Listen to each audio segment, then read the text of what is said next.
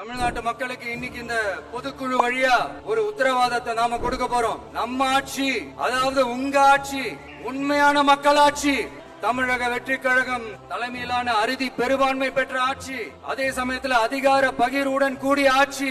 அப்படி இந்த ஆட்சி அமைஞ்சதும் பெண்கள் பாதுகாப்பை 100% உறுதி செய்வோம். சட்டம் ஒழுங்கு ரொம்ப முறையா ஸ்ட்ரிக்டா வச்சிருப்போம். கல்வி, சுகாதாரம், மருத்துவம்னு அத்தனையிலையும் ரொம்பவே கவனம் செலுத்துவோம். அதுவும் எல்லாருக்கும் ஈஸியா ஈக்குவலா கிடைக்கிற மாதிரி செய்யறதுதான் நம்ம டார்கெட்.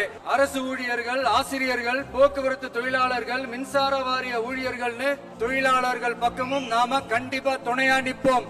ஏன்னா நாம எப்பவுமே உழைக்கிறவங்க பக்கம்தான். நம்ம தமிழ்நாடு விவசாய பூமி, இயற்கை வளங்கள் நிறைந்த மண். இந்த விவசாயத்துக்கும் இயற்கை வளங்களுக்கும் எதிரா எந்த விதமான ஒரு திட்டத்தையோ நடவடிக்கையை கொண்டு வர்றதை எங்களால் ஏற்கவே முடியாது. எங்க மண்ணை, மக்களை பாதிக்கிற மாதிரி திட்டங்களை தயவு செஞ்சு செயல்படுத்தாதீங்க. அதை நாங்கள் எதிர்க்கவே செய்வோம். தமிழ்நாட்டை எல்லா வகையிலும் பாதுகாக்க வேண்டியது எங்களுடைய உரிமை, கடமை, கொள்கை எல்லாமே.